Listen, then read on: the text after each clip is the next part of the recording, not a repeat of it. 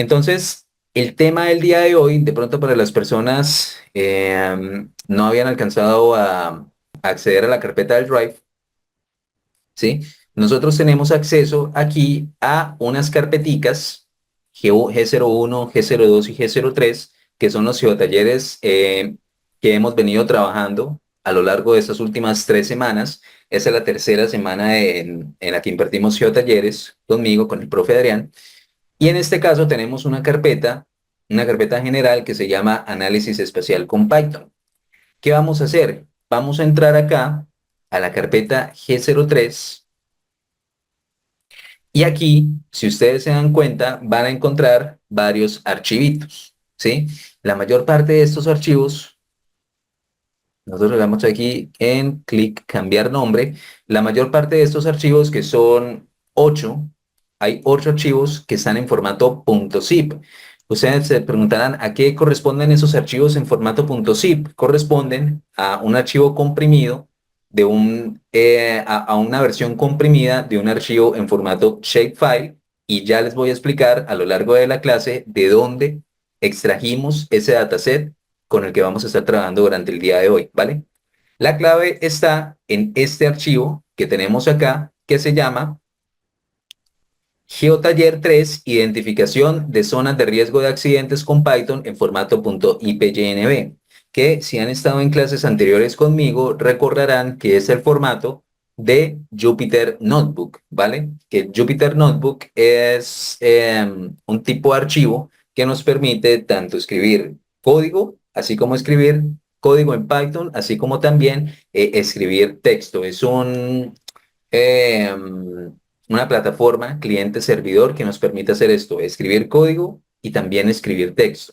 De hecho, y eso es algo que me gusta mencionar, me gusta hacer la aclaración para el caso de las personas que no hayan estado conmigo en talleres anteriores. eh, los Jupyter Notebook, pues, son archivos que podemos trabajar tanto de forma local, así como también en la nube. Yo podría descargar ese archivo de Jupyter Notebook en mi máquina local, y si dispongo de herramientas como Anaconda Navigator, o si quizás tengo el subsistema de Linux para Windows y tengo un paquete de Conda, yo voy a poder hacer uso de los Jupyter Notebooks en mi máquina local.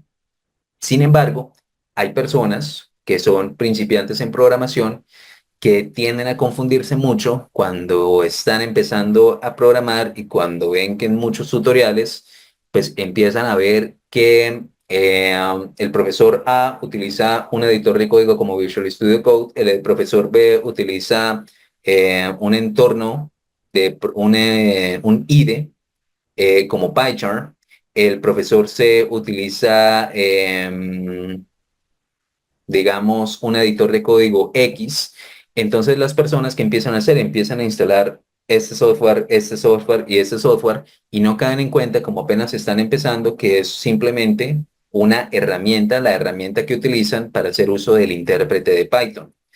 Entonces, ¿cuál es el objetivo de los geotalleres? Mostrarles a ustedes que si ustedes están empezando, por lo último en lo que se tienen que preocupar es por setear, digamos que por lo único, por lo último que se tienen que preocupar es por tener que preocuparse por descargar la versión del intérprete de Python correcta, o un editor de código X, o un entorno de desarrollo integrado Z, ¿sí? ¿Por qué? Porque a través de Google Colab, a través de simplemente disponer de una cuenta personal de Gmail, Google nos ofrece una herramienta muy poderosa, porque nos están ofreciendo un entorno de trabajo en la nube que es Google Colab, que nos exime de tener que hacer instalaciones de ninguna índole, si lo que queremos, ¿sí? E incluso si lo que queremos es empezar digamos, a cacharrear, un término colombiano, a cacharrear cuáles son las bondades de las que podemos hacer uso utilizando Python para hacer análisis de datos espaciales. ¿Listo? Entonces, ¿qué vamos a hacer, chicos? Lo primero que vamos a hacer es dar clic aquí, clic derecho, y vamos a dar la opción en descargar, y vamos a hacer lo mismo para todos y cada uno de estos archivos en formato .zip, ¿vale? Yo en este momento, yo ya lo hice, yo descargué acá mi archivo Jupyter Notebook que se llama GeoTaller 3, Identificación de Zonas de Riesgo de Accidentes con Python. Y fíjense que acá ya tengo mis carpeticas en formato .zip, que son mis archivos en formato .shape. No se preocupen, que a lo largo de la clase vamos a mostrar de dónde salió esa información. ¿Listo? Ahora, ¿cuál es el siguiente paso? Nosotros vamos a abrir una cuenta personal de Gmail, en este caso yo la tengo acá, y hagan de cuenta que ustedes van a revisar su correo, su bandeja de entrada del correo. Muy buenas noches a todos, espero que se encuentren muy bien el día de hoy. Discúlpenme un segundo. Espero que se encuentren excelentemente para el día de la transmisión en vivo del geotaller gratuito que estaremos dando desde... Problemas técnicos, muchachos, discúlpenme. Ok, listo. Vamos a ver por acá. Listo. Denme un segundo.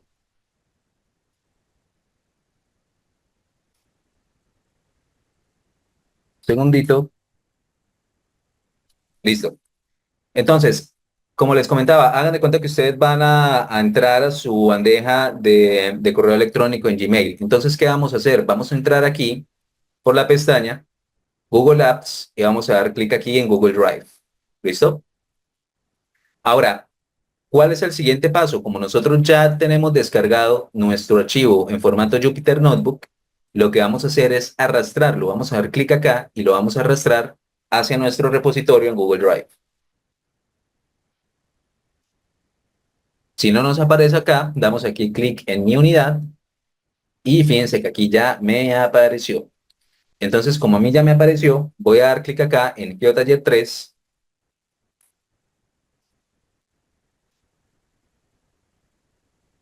y finalmente ya tengo mi archivo de Jupyter Notebook en Google Colab abierto y listo para trabajar. Vale, chicos, entonces, ¿cuál va a ser el objetivo del geotaller? Vamos a capacitarlos en el análisis de datos espaciales para identificar zonas con alta incidencia de accidentes de tránsito en el municipio de Medellín, utilizando Python y herramientas como GeoPandas, Folium y Matplotlib. Vamos a estar usando datasets reales de incidentes de tránsito proporcionadas por el municipio de Medellín. ¿Listo? Entonces, como contexto, como una pequeña introducción, ¿cuál es el contexto del problema? Ah, que la seguridad vial es una preocupación clave en áreas urbanas. Entonces, ¿qué es importante acá? Identificar zonas con alta frecuencia de accidentes nos va a permitir implementar en el futuro medidas preventivas que sean efectivas, ¿vale? Entonces, ¿cuáles van a ser los objetivos de este geotaller? Primero, vamos a descargar y preparar datos geoespaciales de incidentes de tránsito. Segundo, vamos a analizar patrones espaciales. Bueno, esta parte se me fue. Temporales no los vamos a analizar durante este geotaller. No está dentro del scope. Vamos a visualizar las zonas de mayor riesgo utilizando mapas interactivos y también vamos a mostrar diferentes herramientas y conjuntos de datos. ¿Listo? Entonces, ¿qué es lo primero que tenemos que hacer? Vamos a importar las siguientes librerías, que si ustedes recuerdan de los geotalleres pasados, van a ser pandas para manipulación, análisis manipulación y análisis de datos tabulares, eh, manipulación y análisis de datos tabulares, y GeoPandas con una función parecida, manipulación, análisis de datos tabulares, pero también de datos tabulares que tengan un componente de ubicación espacial o un componente geográfico. Matplotlib y Seaborn para hacer visualización de datos, más que todo para crear mapas gráficos descriptivos y también mapas estáticos, y Folium para crear mapas interactivos.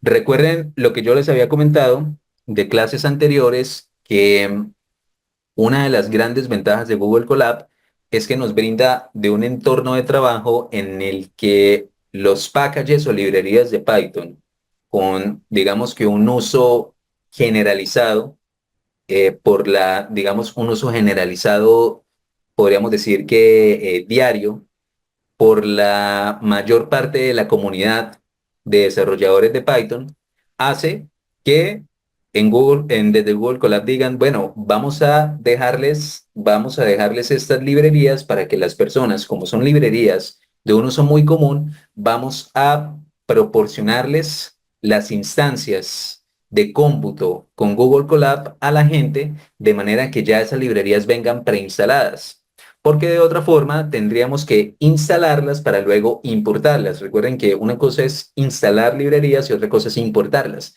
Acá como ya vienen instaladas, para hacer uso de ellas las tenemos que importar, ¿vale? Es muy parecido si hacemos la analogía a cuando usamos nuestras máquinas locales, si usáramos nuestra máquina local para hacer un análisis de este tipo. Si estuviéramos usando nuestra máquina local, lo primero que tendríamos que hacer es crear un entorno virtual por aparte para no generar conflictos de dependencias con el entorno base, ¿sí? De nuestras propias máquinas. ¿Por qué? Porque cuando uno está trabajando en desarrollo, esto generalmente es una práctica aconsejable porque uno puede trabajar en distintos proyectos y cada uno de los proyectos, por ejemplo, va a tener una versión de Python, va a tener una versión de Pandas, va a tener una versión de Matplotlib, porque hay librerías que para poder, digamos que para poder tener una buena integración con otras, una tiene que estar en una versión y la otra tiene que estar en una versión y a su vez esas dos librerías tienen que tener una versión específica de Python.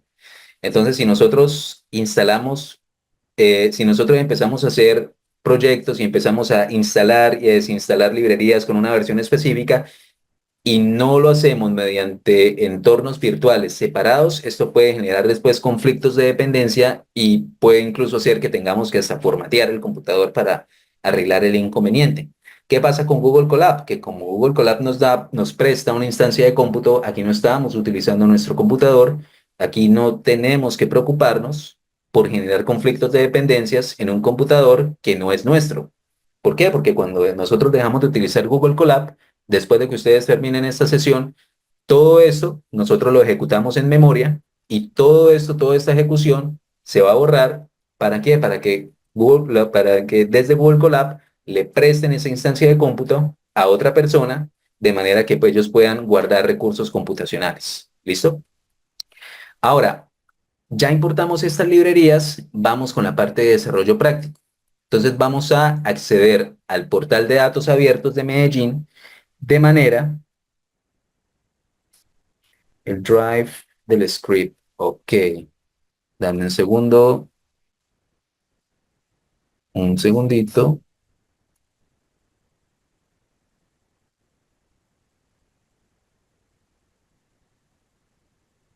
Listo, aquí ya te compartí Arso, te compartí el material, ¿vale? Ahora, yo les comentaba que el dataset con el que vamos a estar trabajando hace parte del portal de datos abiertos de Medellín.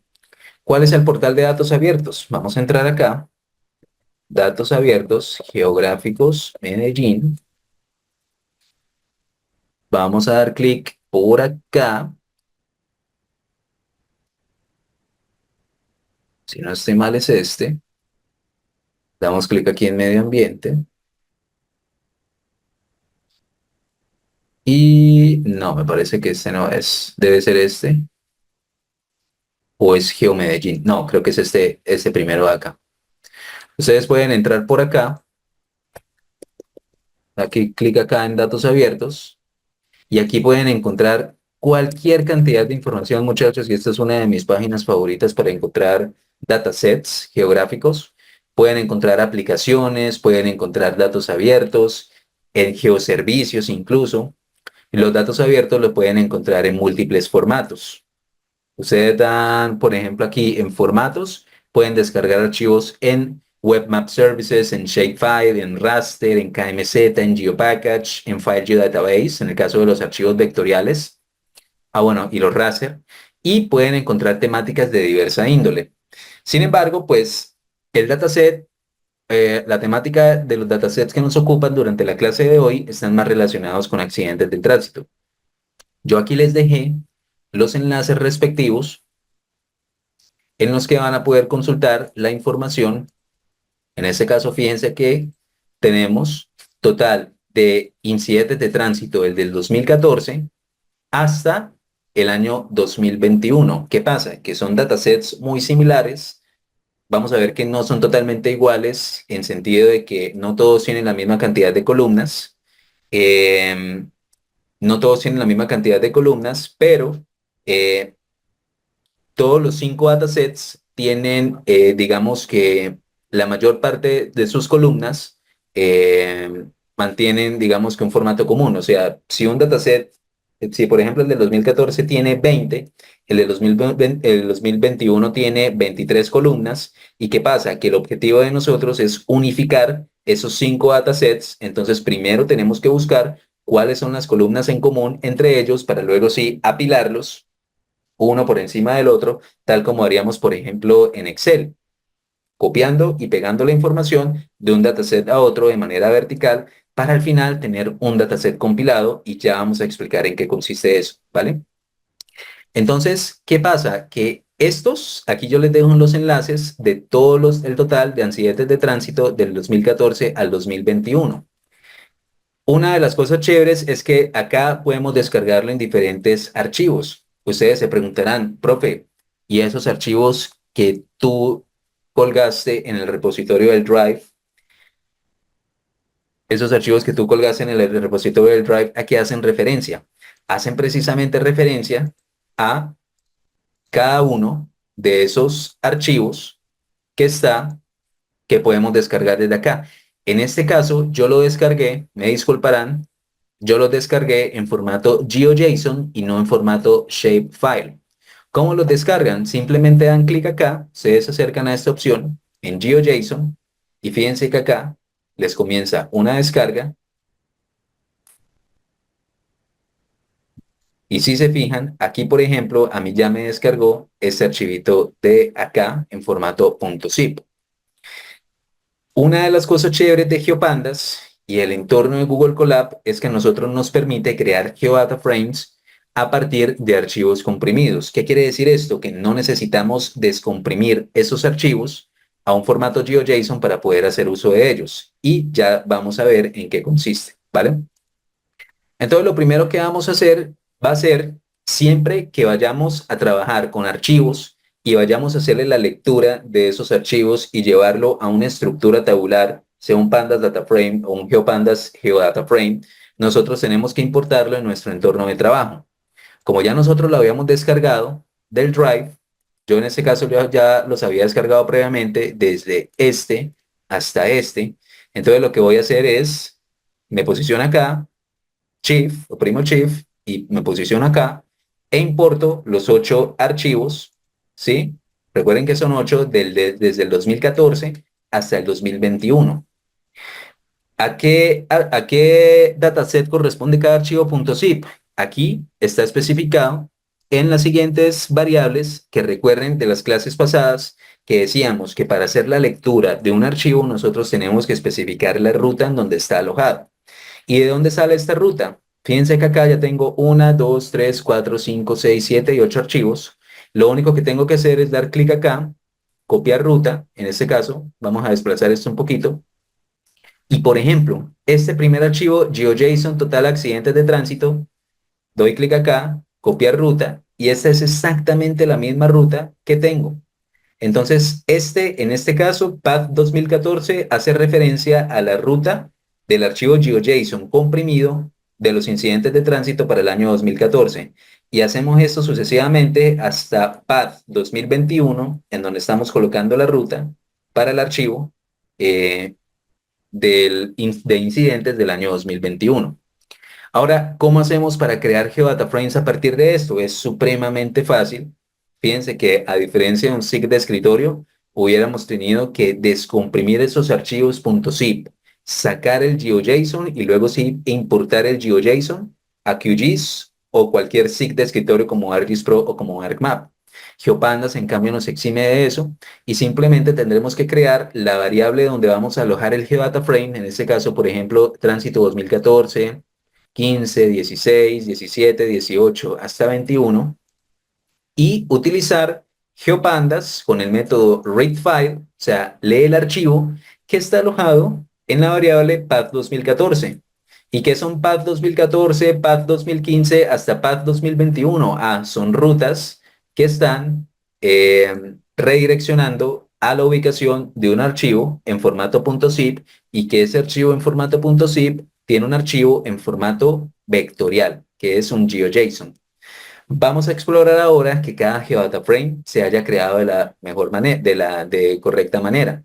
Entonces, si ustedes recuerdan, GeoPandas posee el método plot. ¿Qué nos permite hacer el método plot? El método plot, como todos los GeoData Frames, tiene una columna llamada Geometry. Entonces, lo que hace GeoPandas es hacer la lectura de la columna Geometry, que es esta de acá. La columna Geometry es la que nos está haciendo referencia a la geometría de ese elemento. En este caso, todos estos elementos son representaciones de tipo punto. Entonces, con el método plot podemos visualizar la ubicación espacial de los elementos de ese GeoData Frame.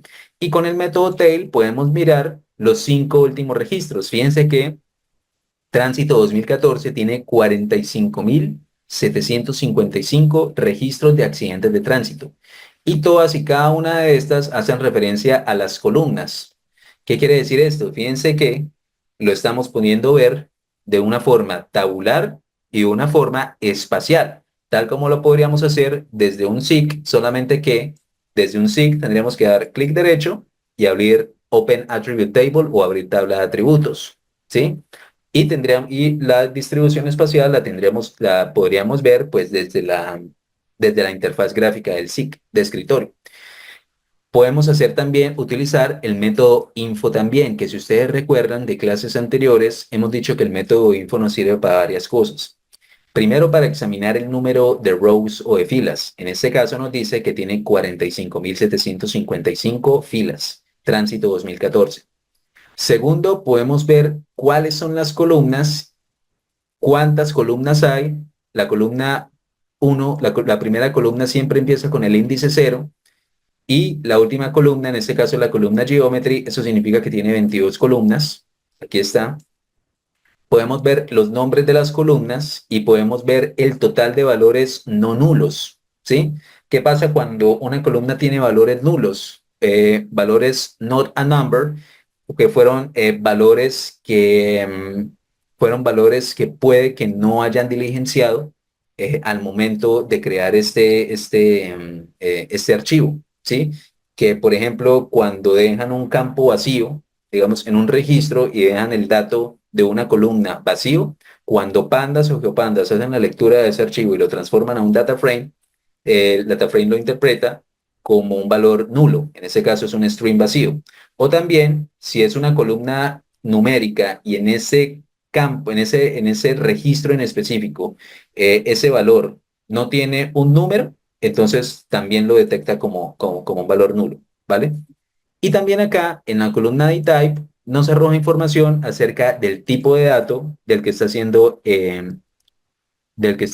la interpretación. ¿Listo?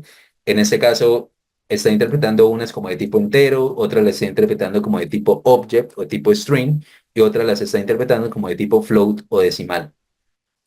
Esto lo podemos hacer exactamente igual para los demás GeoData Frames, Tránsito 2015. En este caso tiene 46.172 registros. Tránsito 2015. Uy, bueno, ese tránsito 2015, listo, con el método info. Tránsito 2016, que en este caso, y esa es otra cosa de la que no hablamos, hay columnas como radicado, como fecha, como día, como periodo. Aquí periodo hace referencia al año, como la clase del incidente, la dirección, la comuna en donde aconteció el incidente, el nombre del día, el mes, la longitud, la latitud, la coordenada en X y Y en origen nacional, en ese caso, y esa es una cosa importante que no habíamos mencionado, eh, esta columna Geometry, las coordenadas que está aquí leyendo el Geodata Frame no son ni latitud ni longitud, son en cambio una coordenada en X y en Y de un sistema de coordenadas, el sistema de coordenadas planas. Ahorita miramos, vamos a asegurarnos de cuál es ese sistema de coordenadas, ¿vale? Entonces hacemos exactamente esto mismo para todos los Geodata Frames, ¿sí? Vemos que lo podemos utilizar el método plot, podemos utilizar el método tail. Cada uno de estos Geodata Frames tiene más o menos entre 40 y 45 mil registros. 2018, ese es el del 2019, ese es el del 2019, bueno, el del 2020 y el del 2021. ¿Listo? Ahora, tenemos 8 Geodata Frames, ¿vale? Como yo les había mencionado al principio de la clase, a nosotros lo que nos interesa es eh, llevar la información de estos 8 Geodata Frames a un mega Geodata Frame, o sea, a un Geodata Frame grande, a un Geodata Frame que va a tener 45.000 por 8. Ya ustedes harán la cuenta, 8 por 5, 40, 4, va a tener, por así decirlo, más de 300.000 registros, ¿vale? Ese es el GeoDataFrame que a nosotros nos interesa, tener un GeoDataFrame compilado en el que tengamos la información de los incidentes desde el año 2014 hasta el año 2021. ¿Cómo lo vamos a hacer? Lo primero que tenemos que hacer es asegurarnos de que, como nosotros lo que vamos a hacer es es superponerlos unos encima del otro, lo primero que tenemos que hacer es asegurarnos de que tengan exactamente las mismas columnas. Si ustedes se fijan acá, el GeoDataFrame del año 2014 tiene 22 columnas, aquí nos dice tiene 22 columnas, la primera es Object ID y la última es Geometry. El del 2015, la primera es Object ID y la última es Geometry, son iguales. El del 2016, la primera es Object ID y la última es Geometry, son iguales, tienen 22 columnas. Esos se podrían superponer uno encima del otro y no tendríamos problema. El problema viene, bueno, es el del 2017 también, cumple con la estructura. Vamos a ver el del 2018 también, 22 columnas, la primera coincide, las últimas no coinciden, nos coinciden. Pero el problema está aquí a partir del GeoDataFrame del año 2019. Eh, la primera columna es Object ID, la última es Geometry, pero fíjense que acá ya hay 24 y no 22 columnas. Además de eso, en la columna Geometry vemos que hay 45.795 filas, pero en la columna Geometry nos dice que hay 33.302 valores no nulos. Eso quiere decir que 45.000 menos 33.000, hay más de 12.000 valores en los que la columna Geometry no tiene un valor específico de coordenada en X y coordenada en Y. Y este tipo de cosas puede generarnos al final problemas para cuando nosotros queremos aplicar cualquier tipo de algoritmo.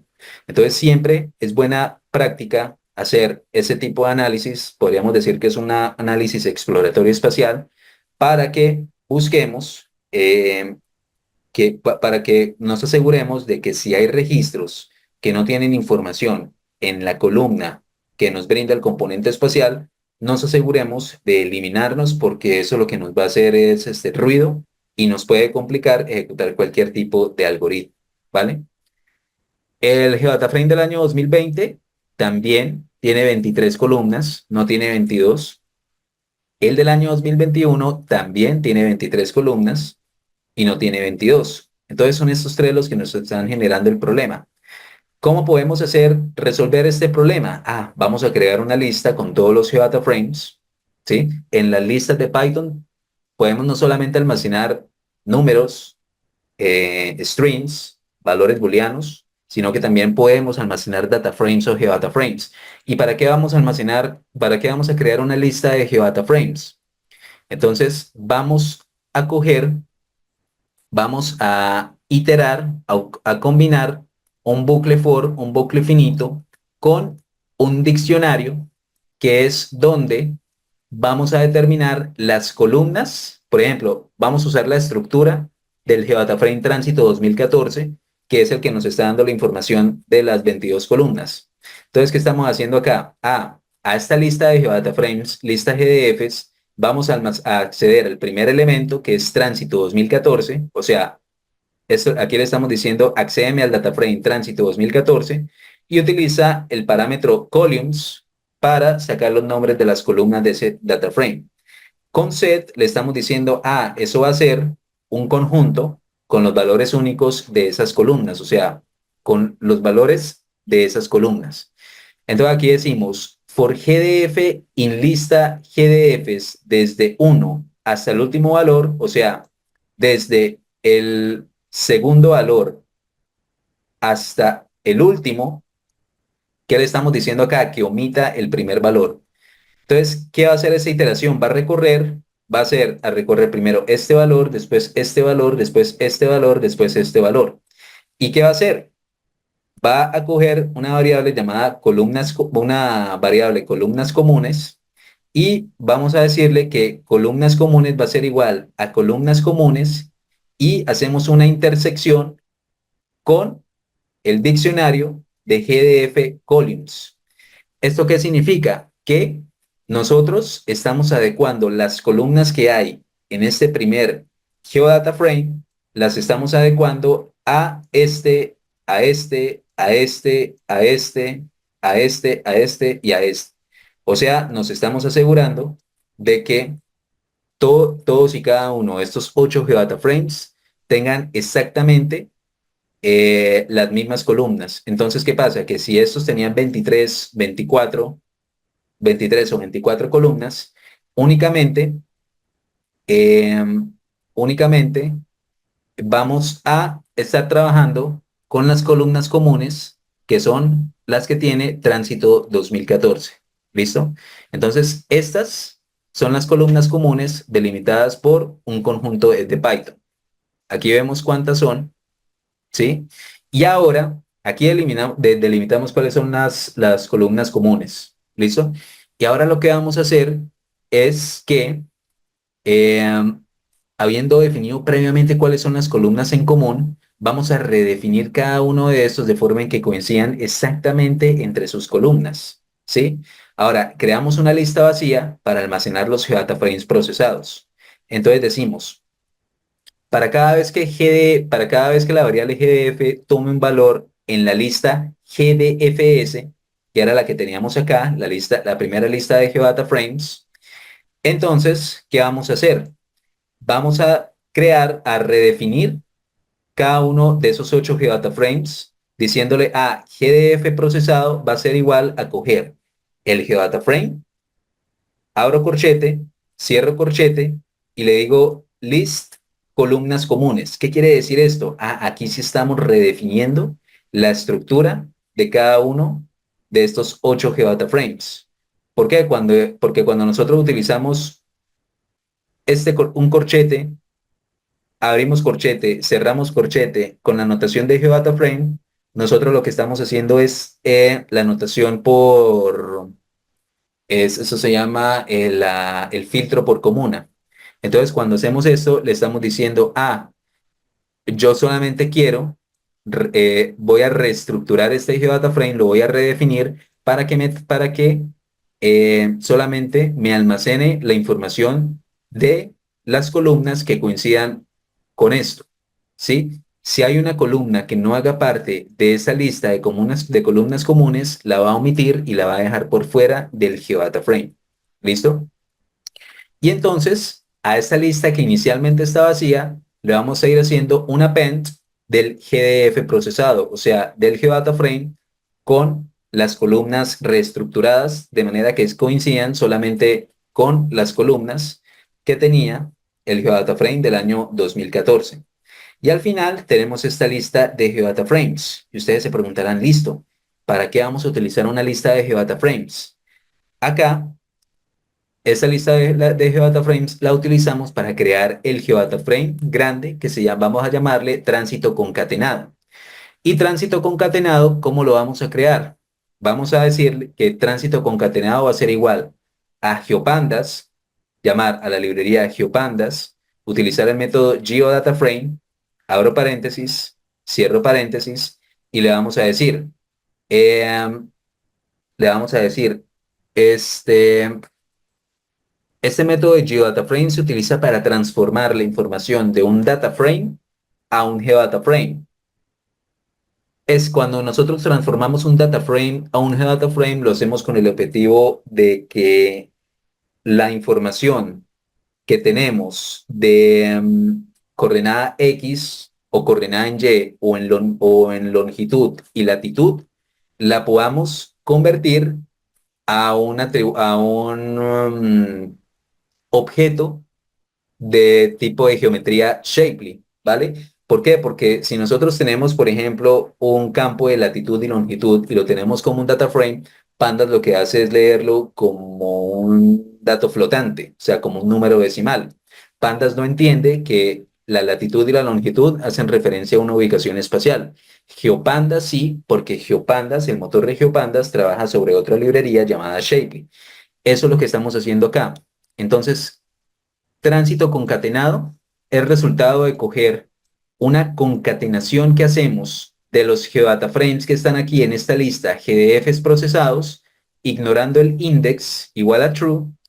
Entonces lo que hacemos es coger este data frame como insumo y asignarle como sistema de coordenadas el mismo sistema de coordenadas de referencia de tránsito 2014. Y luego, cuando ya tenemos este geodata frame creado, lo que hacemos es resetear un índice, ¿vale? Entonces, damos clic acá y ahora cuando tenemos este GeoDataFrame creado, utilizamos el método info y vean cómo nos cambia.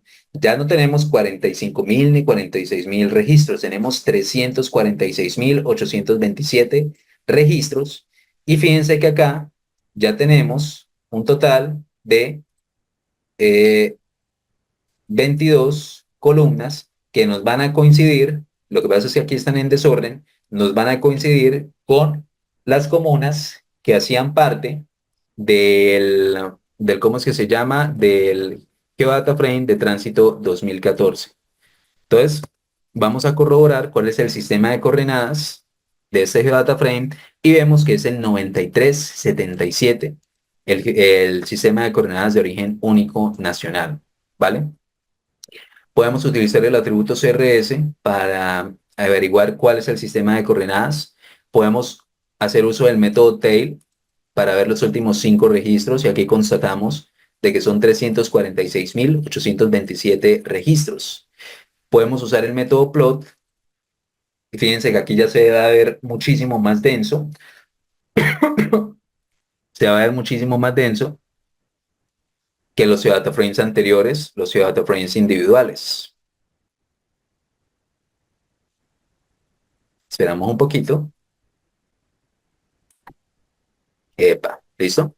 Y ahora lo visualizamos. Ustedes dirán, bueno, ¿y eso cómo se lee? ¿Eso cómo se come?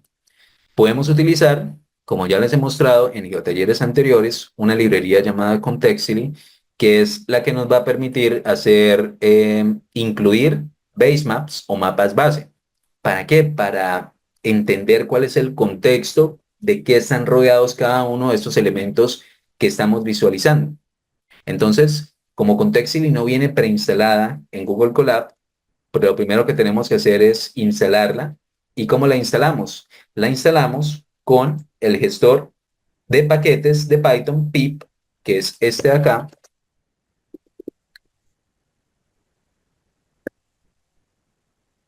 Pip es un gestor el gestor de paquetes oficial de Python que nos permite instalar librerías o packages de Python. Entonces le damos esta instrucción, pip install contextly, y cuando la hemos instalado, inmediatamente la importamos y le asignamos el alias CX. ¿Listo?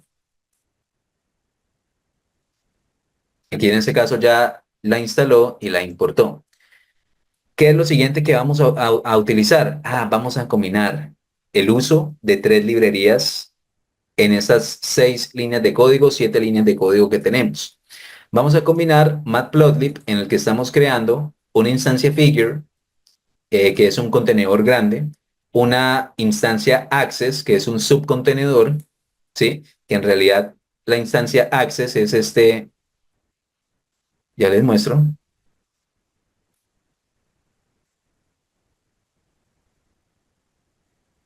ya les muestro, tenemos un poquito, Como son bastantes registros, entonces se demora mucho. Se demora a veces un poco.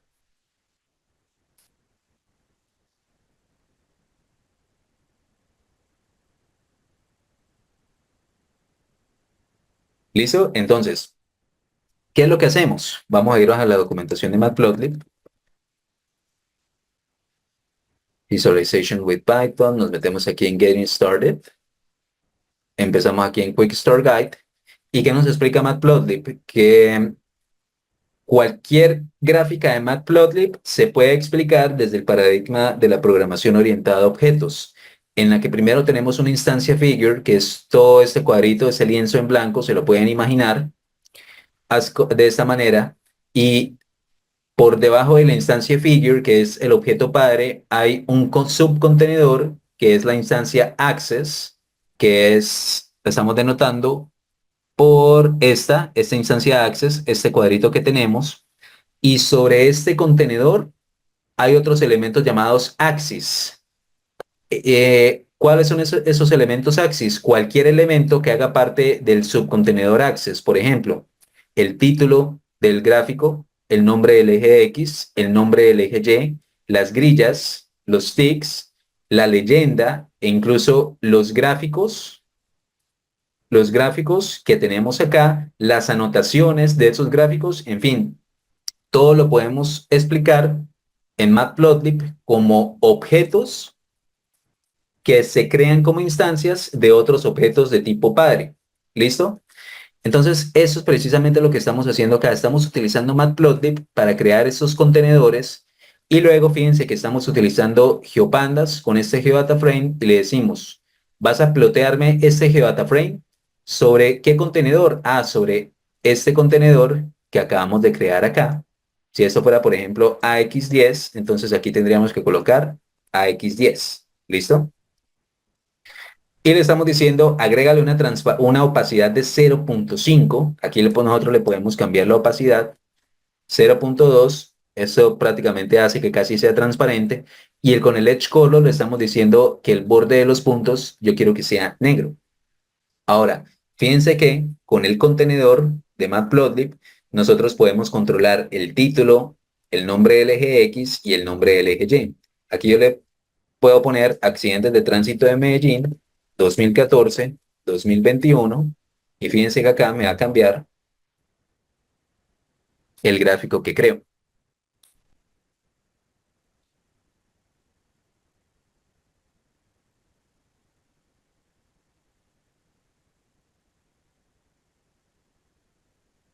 Tenemos un poquito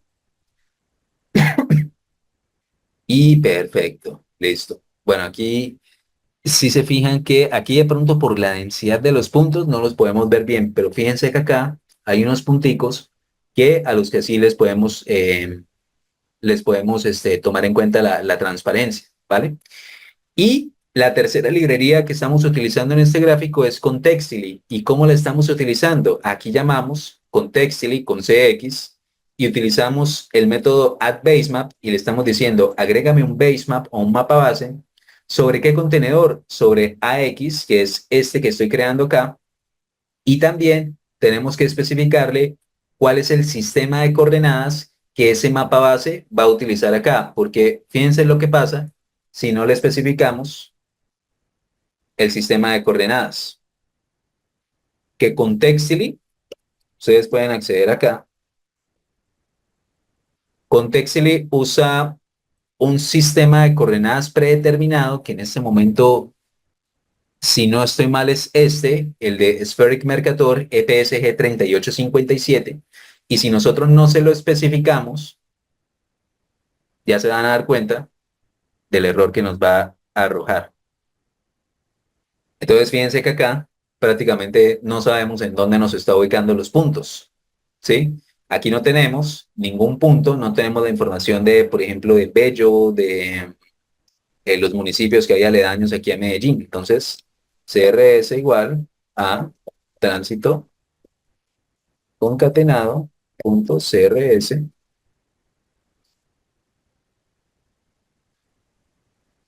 Y aquí ya lo podemos ver nuevamente. Entonces, esperemos a que nos cargue.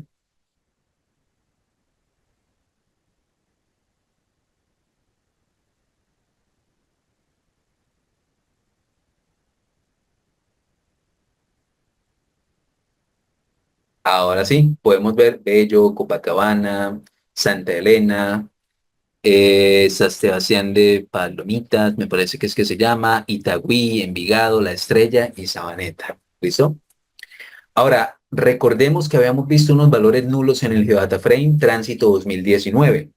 Al momento de concatenarlos todos, los valores nulos de este Geodata Frame se van a ver reflejados también en tránsito concatenado. ¿Cómo podemos revisar esto? Podemos utilizar el método info. Entonces, fíjense que en la columna Geometry hay 334.334 valores que aparecen como no nulos en el campo Geometry, de un total de 346.827. ¿Qué quiere decir esto? Que hay accidentes concatenados, uy, ¿cómo es que se llama? Perdón, tránsito concatenado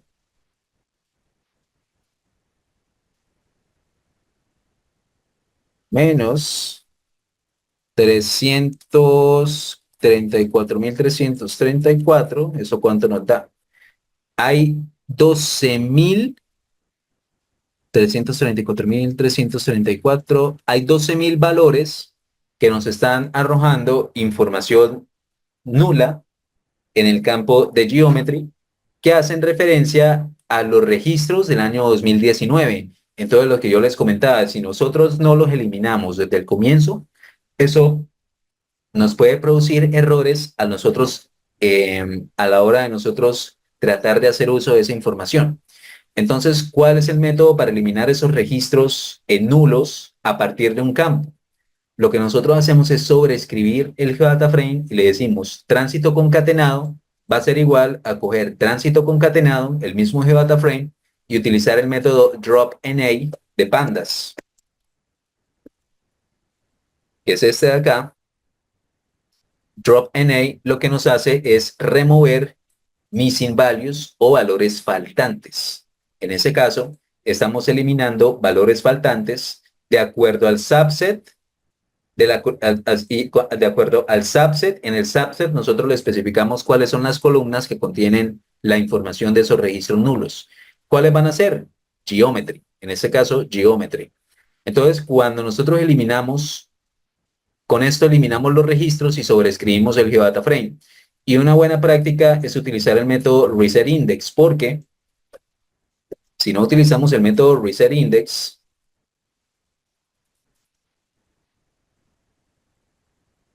tránsito concatenado, bueno, aquí en este caso vamos a ponerle tránsito concatenado 2, tránsito concatenado 2, punto T.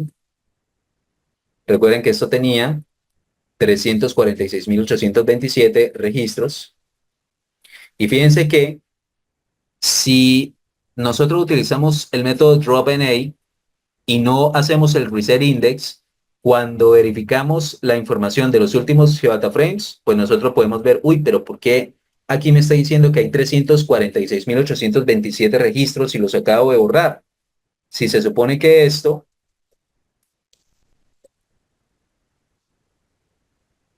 debería tener muchos menos registros, que es precisamente esto, debería tener 334.334.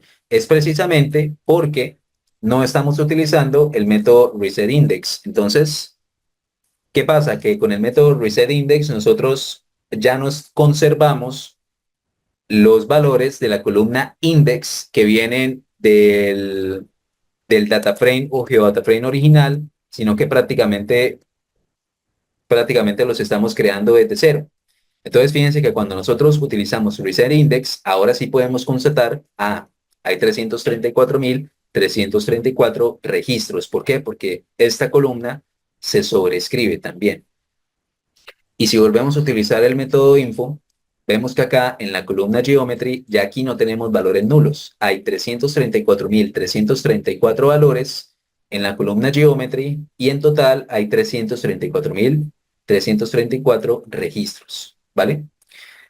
Ahora, ¿qué es lo que vamos a hacer, chicos? Vamos a implementar un algoritmo de clustering llamado DBSCAN para poder hacer una segmentación de las zonas según las particularidades de los accidentes de tránsito.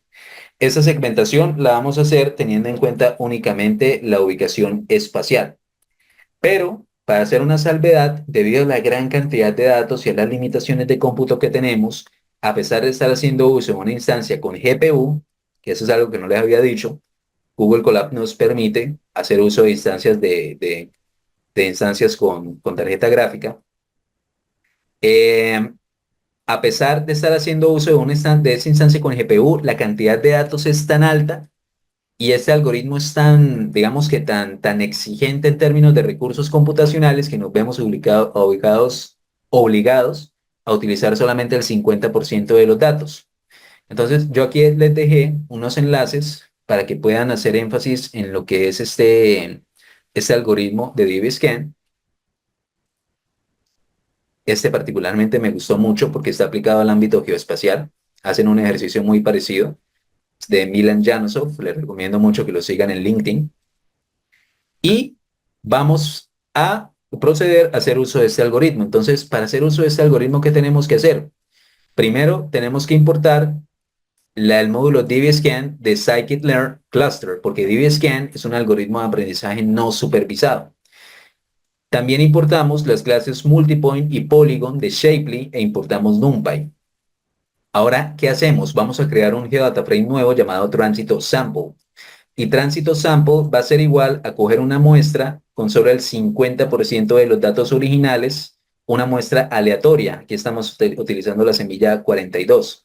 Entonces, fíjense que de tránsito concatenado, cogemos una muestra con una fracción del 0.5, ¿sí? Y acá vamos a extraer las coordenadas para hacer el proceso de clustering. Aquí creamos una variable llamada chords y decimos NP o NumPy utiliza el método array para crear un ND-array de NumPy con la información en formato de lista de las columnas, de la columna en la columna en la coordenada X y la columna en la coordenada Y. ¿Listo? Ahora, antes de seguir con el ejercicio de clustering, quería también mostrarles algo adicional y es que podríamos crear un heatmap si nosotros quisiéramos ver, por ejemplo, esta concentración de puntos, los puntos calientes, dónde están ubicados los puntos calientes, podríamos hacer una visualización bastante sencilla con Folium. Aquí les dejo el enlace de Folium. Entonces, aquí nos explican cómo podemos crear una visualización como esta de una manera bastante sencilla. ¿Cómo lo hacemos? Importamos Folium, el módulo plugins de Folium, y para hacer visualizaciones con Folium, lo primero que nosotros tenemos que hacer es asegurarnos de que nuestro GeoDataFrame esté en un sistema de coordenadas geográficas, o sea, en latitud y en longitud. Esto lo podemos hacer fácilmente como creando un geodata frame adicional llamado Tránsito Sample 4326 para no mezclarlo con Tránsito Sample, que es el geodata frame que acabamos de sacar como muestra del original.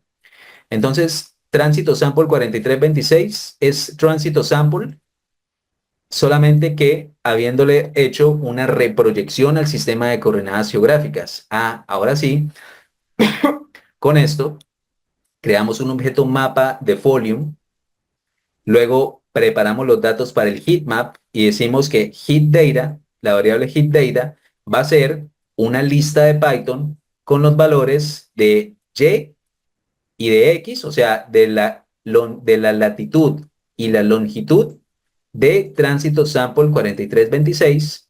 Y luego aquí sí agregamos el mapa, la capa de calor con el módulo plugins, el método heatmap, y le agregamos los valores aquí de heatData y luego le decimos add to map, o sea, lo agregamos al objeto mapa y visualizamos esta información donde tenemos esto y donde nos permite visualizar de forma interactiva los puntos calientes aquí de los accidentes de tránsito. Ahora vamos a seguir con la identificación de las zonas de riesgo con el algoritmo de DBSCAN. Entonces vamos a agrupar a los accidentes de tránsito en clústeres densos y vamos a delimitar las zonas de mayor riesgo. ¿Esta cómo la hacemos? Aquí instanciamos, creamos una instancia de DBScan y lo almacenamos en esta variable. ¿Qué le decimos? Que este modelo de DBScan va a tener el parámetro EPS igual a 300 y min samples igual a 50. ¿Esto qué quiere decir? Esto lo que quiere decir, ya les voy a mostrar, esto lo que quiere decir es que con EPS igual a 300 le estamos diciendo que para formar un clúster, los puntos tienen que estar a 300 metros o menos ubicados el uno del otro. El algoritmo lo que hace es escoger aleatoriamente ciertos puntos y va formando clusters de acuerdo a estos dos parámetros, ¿sí? Si están a una distancia de 300 metros o menos, empiezan a formar un clúster. Pero ¿qué pasa? Que tienen que cumplir con otra condición, de que ese grupo de puntos que cumplen con ese requerimiento mínimo, estar a 300 metros o menos de distancia, tienen que ser, eh, tienen que ser 50 puntos o más. ¿Para qué? Para empezar a formar esos clusters, ¿vale? Entonces, instanciamos esto y luego, ¿qué hacemos? Creamos una columna nueva en Tránsito Sample, que es el Geodata Frame con el 50% de los datos originales, y le decimos que acá vamos a crear una columna con la información de los clusters, o sea, va a crear clusters o grupos basados en estas especificaciones que nosotros le dimos. ¿Y cómo lo hacemos? Decimos, llamamos a la instancia DBScan, le decimos fit predict con la información de cohorts. Y cohorts, en este caso, es un array de NumPy con la información de las coordenadas de la coordenada en X y la coordenada en Y. ¿Listo? Entonces, ejecutamos esto. Aquí nos debería crear una columna nueva en el GeoData Frame. Si nosotros llamamos transitosample.tail, nos damos cuenta, fíjense que acá tiene 112.774. Es la mitad del GeoData Frame original. Y vemos que acá nos crea una columna nueva llamada cluster. ¿Sí? ¿Cuáles son los valores únicos de cluster? Son los valores de 0, 1, 2, 3, -1, 4, 5 y 6. Esos son los identificadores de los clusters o grupos que se nos crearon con ese algoritmo no supervisado de clustering, donde -1 hace referencia a los datos anómalos o a los que no cumplen con esos criterios para el agrupamiento. Ahora que hemos aplicado DBScan a nuestra muestra de datos, vamos a ajustar la visualización para evitar ruido en los puntos y hacer que los clusters sean más visibles. Entonces, ¿qué vamos a hacer? Vamos a dibujar Tránsito Sample y aquí fíjense en el filtro que hacemos. Abrimos corchete y cerramos corchete y le colocamos esta condición, donde la columna cluster sea diferente de -1 porque en -1 tenemos las anomalías, ¿sí? Y aquí le decimos, como etiqueta le ponemos outliers o accidentes aislados. Y acá graficamos los accidentes agrupados en clusters con colores distintos. Entonces lo que hacemos es hacer una iteración sobre los valores únicos de los clusters, o sea, sobre estos valores únicos. Nos va a hacer 8 iteraciones. Y lo que hacemos es que cuando Cluster ID tome este valor o este valor o este valor o este valor, mientras sea diferente en -1, ¿qué es lo que va a hacer acá? Va a coger los registros de accidentes de tránsito sample en ese clúster específico, siempre y cuando sea diferente de -1, y lo que va a hacer es plotearlos de un determinado, de un determinado ¿qué? De un determinado color y manera. Que esto es lo que estamos viendo precisamente acá, y por lo menos podemos ver de azul los accidentes en clúster 0, de naranja podemos ver, eso los podemos ver, naranja, ¿dónde está? Por acá, si no estoy mal. Los del clúster 2, los verdes, que son los que tenemos acá. El clúster 3, los rojos que tenemos acá. el clúster 6, los fucsia que tenemos acá y así sucesivamente. Esa información también la podríamos llevar a forma de tabla. ¿Cómo? Como tenemos este geodata frame, entonces nosotros podemos crear un data frame nuevo llamado cluster info y le decimos que va a ser igual a coger tránsito sample y le decimos agrúpalo por la columna cluster, sácame un conteo de cuántos registros hay por esa columna cluster y luego hace un reset index. Y acá, fíjense que tenemos 1, 2, 3, 4, 5, 6, 7 y 8 clusters y tenemos el número de accidentes de tránsito que corresponde cada uno a ese determinado cluster que hemos analizado, ¿vale? Hasta acá, ¿qué hemos hecho? Redujimos el tamaño de los puntos para que no oculten clusters, aumentamos el tamaño de los puntos dentro de clusters para mejorar la visibilidad y agregamos una leyenda más clara para que los clusters sean interpretables. Ahora, podemos también delimitar las zonas de riesgo con convex hulls. Entonces, dado que trabajamos con una muestra, los clusters pueden ser más dispersos. Para evitar errores en el convex hull, agregamos un filtro para asegurarnos de que haya suficientes puntos en cada cluster. Entonces, aquí, ¿qué hacemos? Vamos a dejar una lista vacía a la que vamos a irle agregando cierta información a medida que vamos haciendo una iteración. Vamos a hacer una iteración sobre los valores únicos de los clusters en el Gebata Frame Tránsito Sample. Entonces, mientras que cluster ID sea diferente de -1, o sea, mientras que omitamos los outliers o los datos anómalos, ¿qué vamos a hacer? Vamos a almacenar en puntos cluster, eh, vamos a almacenar en puntos clusters la geometría, digamos que la geometría unificada de todos los incidentes de tránsito que hagan parte de ese cluster determinado. Entonces, cuando ya tenemos los valores de geometry acá, entonces decimos si la cantidad de las geometrías en ese punto cluster es mayor a 5, ¿sí? Es mayor a 5, o sea, si hay más de 5 geometrías o hay más de geometrías identificadas o hay más de 5 incidentes de tránsito identificados, ¿qué vamos a hacer? Vamos a crear un convex hull a partir de esos puntos cluster y lo vamos a almacenar en esa variable hull. Y luego a esta lista zonas de riesgo que inicialmente está vacía, le vamos haciendo un append del diccionario con la información del número de cluster y con la información de la geometría. ¿Todo esto para qué? Para visualizar estas zonas a las que le llamamos convex hull, que prácticamente lo que nos están haciendo es delimitarnos el mínimo polígono convexo que delimita a la distribución de esos puntos. Aquí en este caso lo tenemos como una, una lista de diccionarios que nos está guardando la información de la geometría del hull y del número de cluster.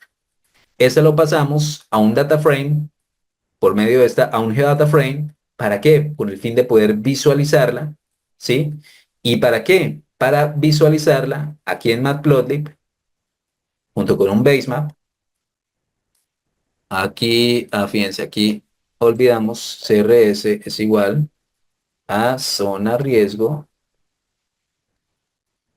incidentes, bueno, que se llamaba este Geodata Frame, el de tránsito, tránsito sample.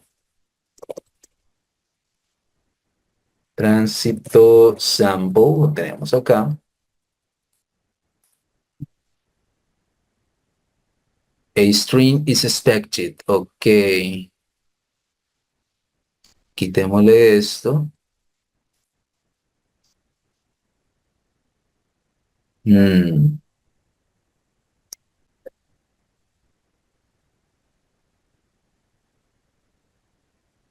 to CRS.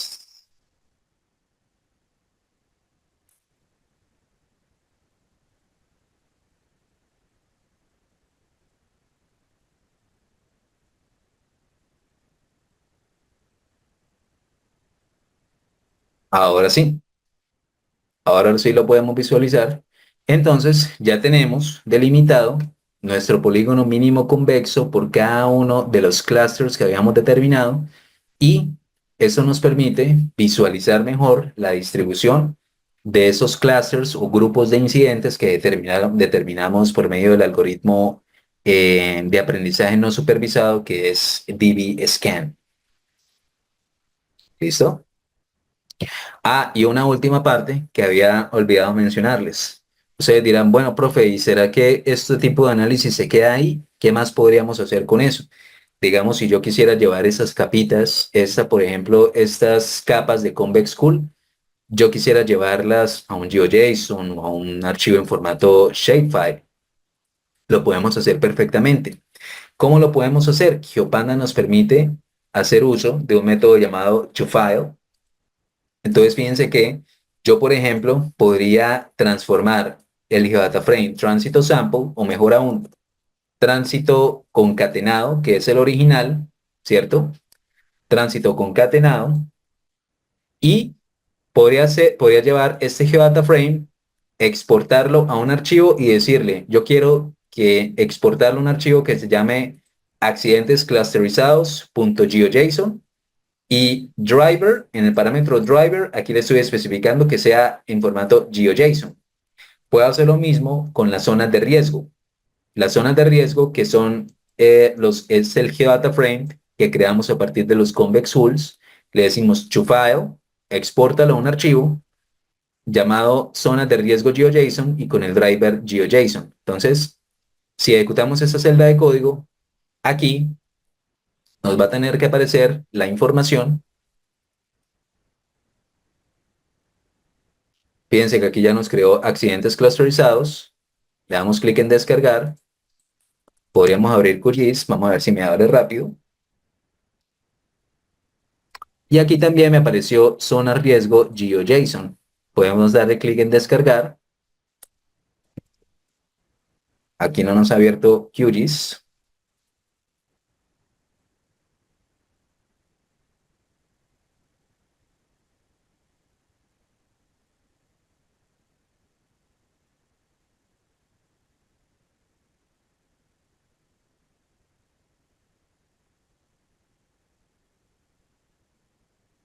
Esperamos un poquito.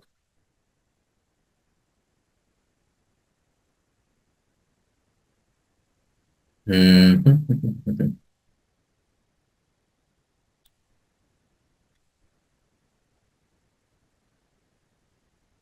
Está demorado.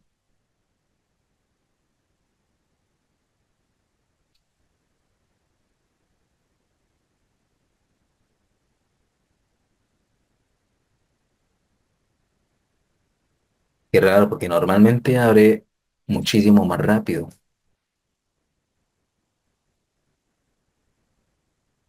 Denme un segundito.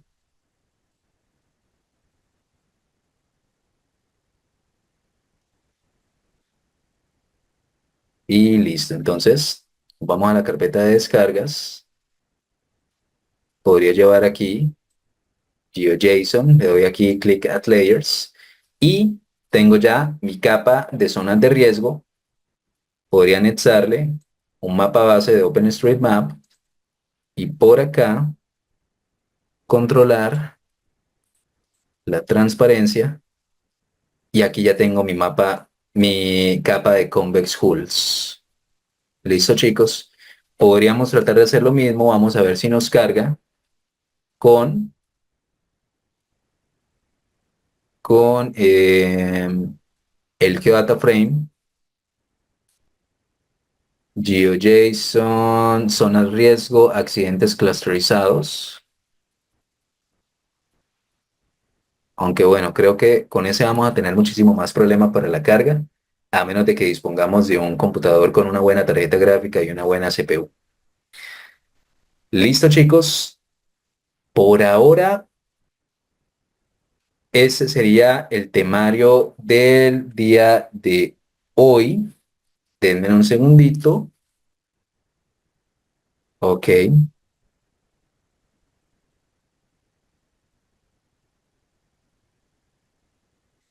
Algo que sí les quería comentar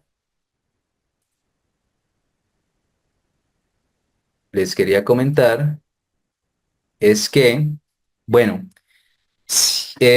muchos de ustedes estarán interesados digamos, eh, de pronto alguno me quiera preguntar, bueno, ¿cómo podría obtener el certificado? Yo les comentaba al principio de la clase que habían dos maneras de poder obtener el certificado. Una es mediante nuestro curso, un curso experto, y la segunda es a través del certificado del GeoTaller separado del curso experto. Entonces, ¿qué pasa? Que en nuestro curso experto de Python aplicado a la ciencia de datos espaciales, nosotros vamos a estar trabajando con muchos ejercicios, muchos ejercicios de esta índole, ¿sí? Muy parecidos. Entonces, ¿de qué, por ejemplo, vamos a estar hablando en nuestro curso completo de Python aplicado a la ciencia de datos espaciales, chicos? Dictada por mi persona. Entonces, la metodología, pues tal cual aquí como lo estamos haciendo a través del GeoTaller, va a ser 100% online, van a ser a través de clases síncronas, ¿sí? Al final del curso ustedes van a estar capacitados en lo que son en el uso de herramientas de ciencia de datos geoespaciales y ciencia de datos tradicionales, utilizando Python como herramienta principal. No vamos a utilizar SIG de escritorio, vamos a estar trabajando únicamente con Python en un entorno en la nube de Google Colab. Y esa es una de las cosas que más me gusta recalcar a los estudiantes. No vamos a tener que hacer ninguna instalación de ningún tipo, ni descargar un intérprete de Python, ni descargar un editor de código, porque yo estoy consciente de que no todos tenemos acceso a una máquina que tenga, digamos que los requerimientos, em, digamos que los requerimientos deseados para poder trabajar pues como de la manera más óptima, ¿listo? Entonces, la ventaja de esto es que todos vamos a poder trabajar sobre las mismas condiciones, ¿vale? Las clases, como les mencionaba, van a ser totalmente en vivo, con asesorías personalizadas, con actividades y proyectos reales. Siempre vamos a estar trabajando con conjuntos de datos de portales de datos abiertos, especialmente de Colombia, pero también de otros, digamos, de otros países de Latinoamérica, especialmente. El certificado es digital y lo mejor de todo es que van a tener acceso de por vida a las clases grabadas. ¿Cuál va a ser el software y la tecnología que vamos a estar utilizando? Python como lenguaje de programación, las librerías Pandas, GeoPandas, Seaborn, Rasterio, también para trabajar con datos raster, ¿sí? Lo que son imágenes satelitales, aerofotografías, ortofotos. eh, Vamos también a estar trabajando con APIs, la API de Google Maps, especialmente con la API de geocodificación, que eso hace parte del el ejercicio de la última clase del curso, cómo transformar direcciones a coordenadas de latitud y longitud, empezando con un dataset que está totalmente, digamos que sucio o crudo, entre comillas. Vamos a aplicar todos los conocimientos que vemos durante el curso, el preprocesamiento, la visualización, el análisis exploratorio, la eliminación de valores duplicados, eliminación de valores nulos, cómo transformar de data frame a geodata frame, cómo crear visualizaciones interactivas con esos datos, ¿sí? Ahora, ¿cuál va a ser la estructura del curso? En el módulo uno vamos a estar hablando acerca de lo que es la ciencia de datos, qué es el GIS moderno, qué es la ciencia de datos espaciales, cuáles son los tipos de programación en GIS y por qué es ambiguo hablar solamente de programación en GIS. Vamos a a profundizar mucho más en lo que es el ambiente de trabajo en Google Colab, cómo conectarnos a TPU, a CPU, cómo personalizar nuestro entorno de trabajo, cómo conectarnos a archivos en Google Drive, eh, cómo acceder por medio de APIs a información que están en portales remotos para que no los tengamos que descargar y podamos trabajar desde una en Google Colab, cómo escribir documentación en Google Colab, escribir texto, sí, etcétera. En el módulo 2 vamos a hablar de la manipulación y el análisis de datos. Aquí vamos a estar profundizando en pandas. ¿Qué es Pandas? ¿Cuál es la historia e importancia? ¿Cómo hacer lectura y manipulación de archivos tabulares, CSVs, Excel, bases de datos, Parquet, em, incluso, por ejemplo, de páginas como Wikipedia, cómo hacer lectura de tablas en Wikipedia, que eso generalmente hace parte de otro, digamos, campo llamado el web scraping, cómo hacer preprocesamiento de datos, análisis exploratorio de datos y cómo hacer visualización de datos básica con Pandas.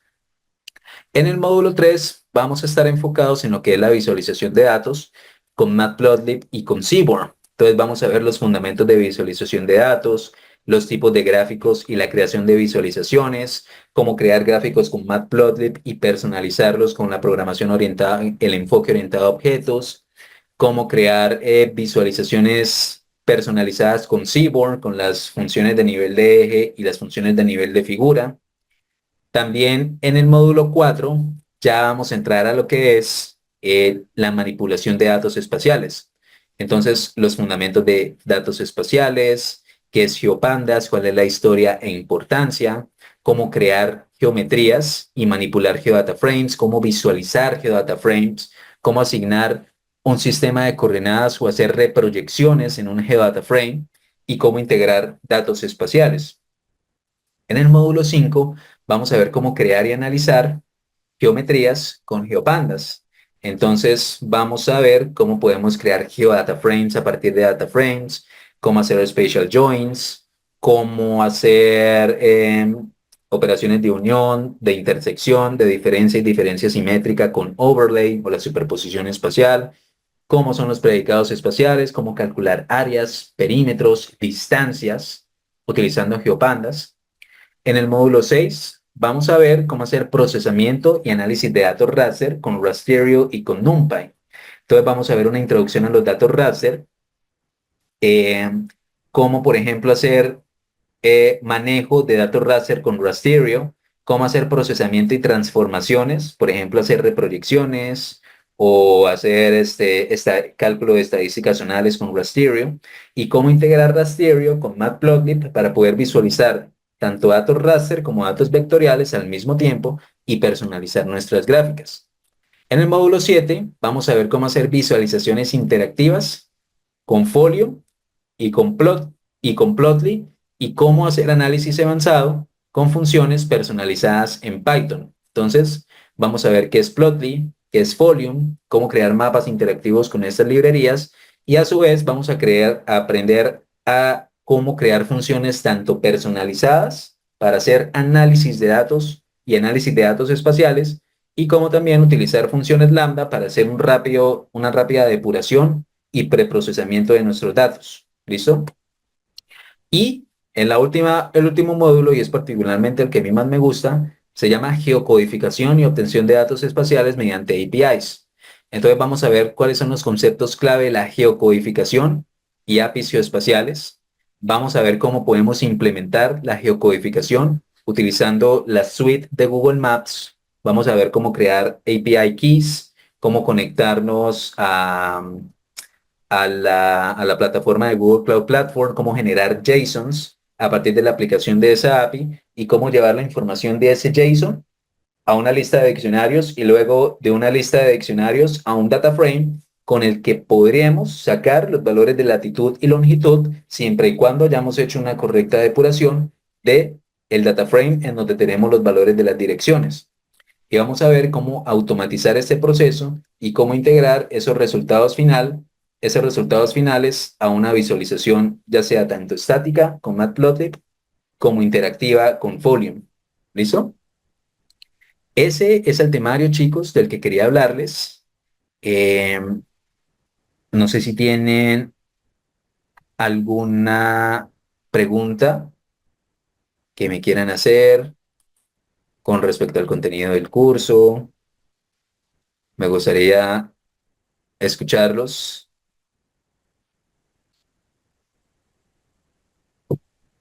Ah, bueno, denme un segundo. Les voy a compartir.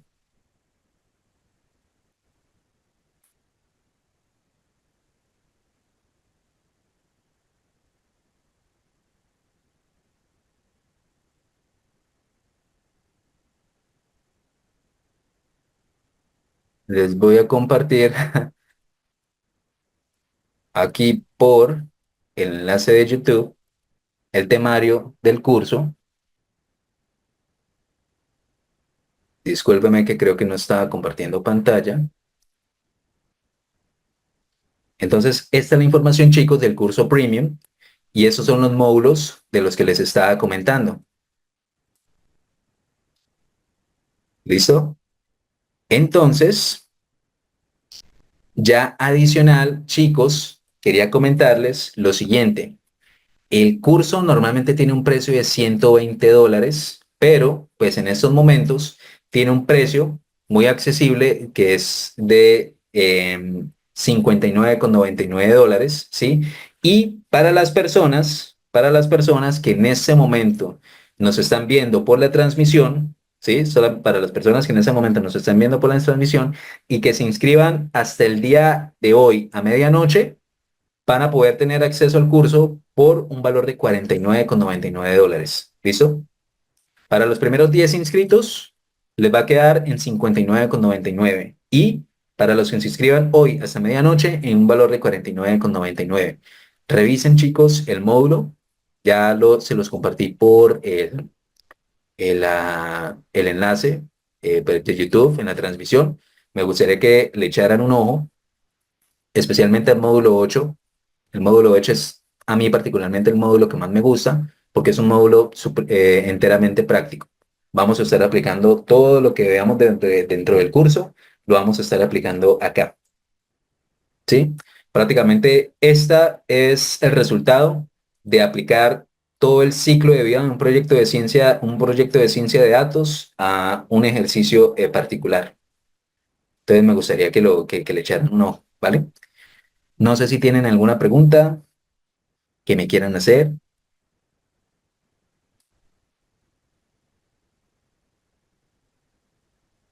Nicolás nos pregunta, ¿esto es aplicable en diferentes países de Sudamérica?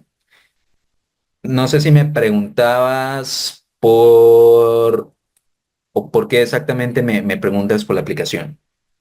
Nicolás, ¿a qué te refieres con si es aplicable?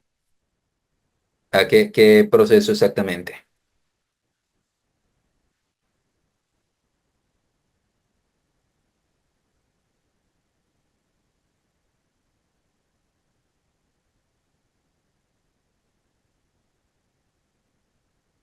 ¿O de pronto te referías a la creación de los data frames o quizás a la concatenación entre diferentes data frames? Eh, si es así, pues todo el proceso que nosotros hemos hecho a lo largo del geotaller es replicable en cualquier parte del mundo. Lo único de lo que te tienes que asegurar es que, digamos,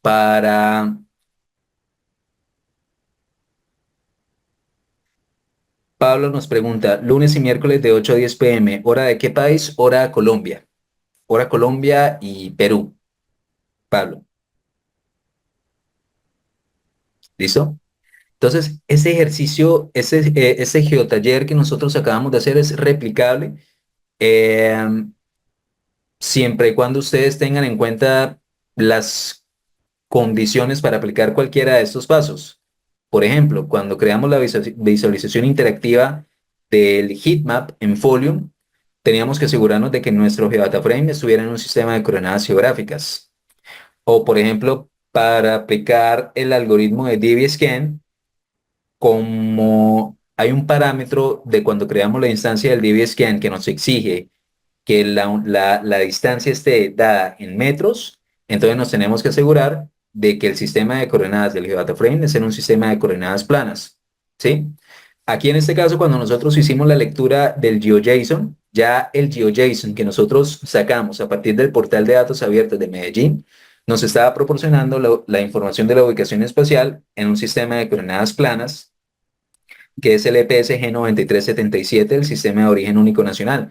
Pero ustedes, desde Perú, desde México, desde Argentina, eh, ustedes cuando vayan a crear un GeoDataFrame, siempre se tienen que asegurar y entender muy bien cuál es el sistema de coordenadas a partir del cual están haciendo la respectiva lectura. ¿Listo? entender muy bien esa parte para poder hacer los respectivos análisis y dependiendo de cuál sea el objetivo al que quieren llegar. ¿Listo, chicos? No sé si tienen alguna duda que me quieren hacer.